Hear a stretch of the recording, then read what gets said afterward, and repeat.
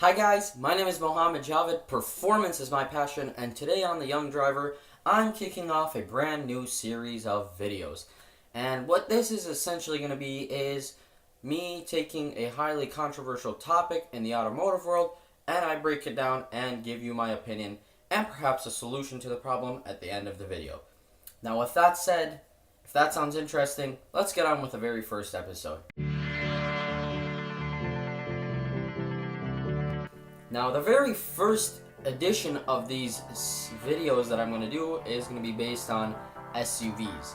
You see, they sell quite a lot of them. So much so that companies like Bentley, Porsche, Rolls-Royce, and Alfa Romeo have started making them. For God's sake, even Lamborghini is making them. They sell so many that Jeep has managed to justify putting a Dodge Hellcat motor into one. Ford is now making some versions which are called the ST, and even Aston Martin is designing their own. So it is quite a big market. It's not a very niche product to say, but I would like to make the very bold statement that it's a terrible segment of automobile. A terrible segment of automobile. FBI, open up!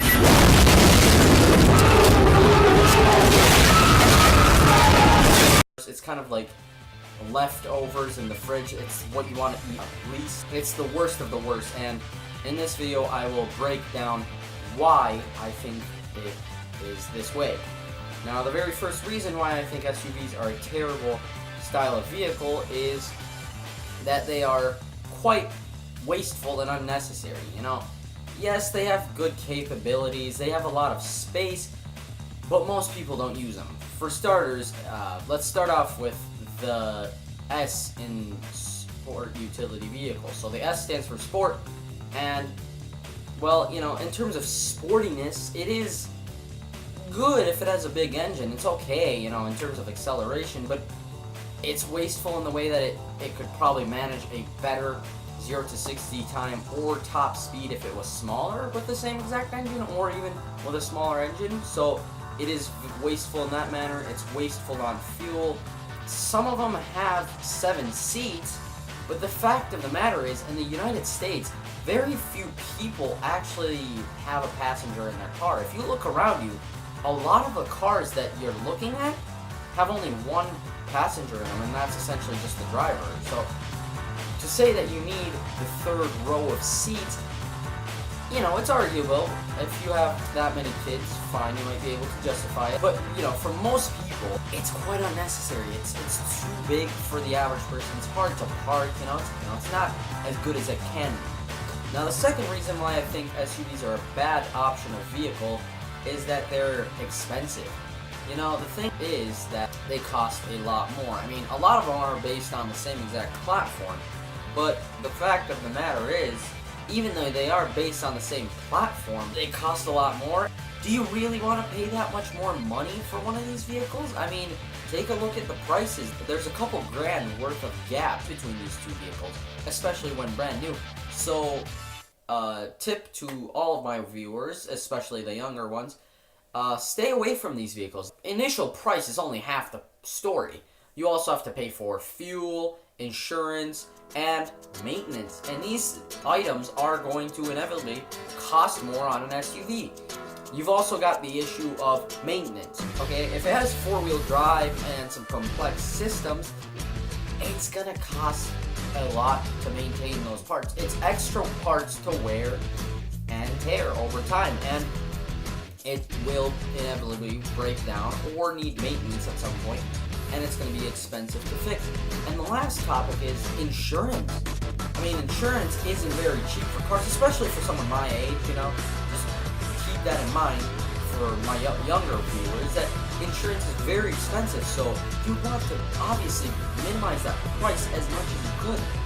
So why then do I see kids at my school driving around in SUVs? And I guess, they might not be paying for everything themselves, and that makes sense, but still, it's a very bad idea. In terms of cost, at least, SUVs are not a very good option. Sedans and hatchbacks are much better options, so if you want to keep that extra cash in your pocket, which is good news, then go for the smaller vehicle. Now the third reason why I think SUVs are not that good of vehicles is they have bad performance. Now let me demonstrate.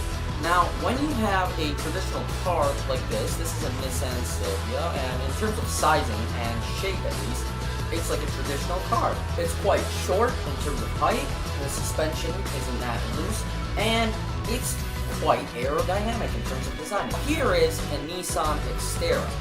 As you can see, it has a very blocky and big shape and size to it, you know. So in terms of aerodynamics, it's very jaggedy and it will never cut through the air as smoothly as a traditional car.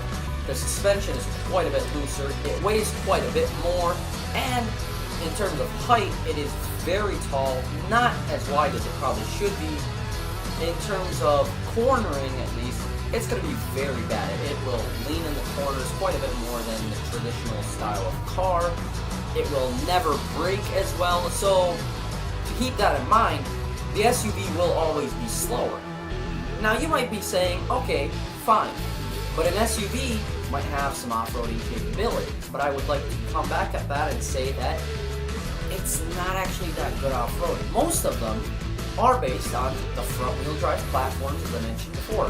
Platforms, sedans, and hatchbacks are built upon, which isn't good news for off-roading. You might have all-wheel drive or four-wheel drive on there, but it'll never be as good as it could be. If you want a proper off-roader, get a pickup truck. Try a Raptor, for God's sake. Those are awesome off-road. But a traditional SUV, something like a Honda CR-V, or a Ford Escape, or a Toyota RAV4, they're not going to be that good off-road, even with the all-wheel drive. Their differentials don't lock. They don't have as much ground clearance as a pickup truck, so they're not going to be that good off-road. So in terms of performance, SUVs are not as good off-road as pickup trucks, and they're not as good on the road as a traditional car. Why would you want to spend more cash on a car? If you just want to get from A to B in something that's fairly stylish, fairly good at everything, has enough space to carry your stuff around, you know, a good first car, things that are crucial in a good first car. Just save yourself the cash and buy a hatchback or a sedan. Now that was my take on the SUV market. If you disagree, tell me down in the comments why you disagree with me. I'm completely fine with having a debate over that. If you want a more personal conversation, go ahead and give me a follow on Instagram and DM me. Link down in the description. If you like this series of video, go ahead and vote up here or tell me down in the comments, and I will keep making more. If you have another question based on cars, DM it to me, send it to me, comment it down below, and I'll start thinking of another video in this series. And as always, I would like to say, please like the video, subscribe if you haven't already. There's some cool stuff out there. And with that said, as always, my name is Mohammad Javid, performance is my passion, and I'll see you all next time on The Young Driver.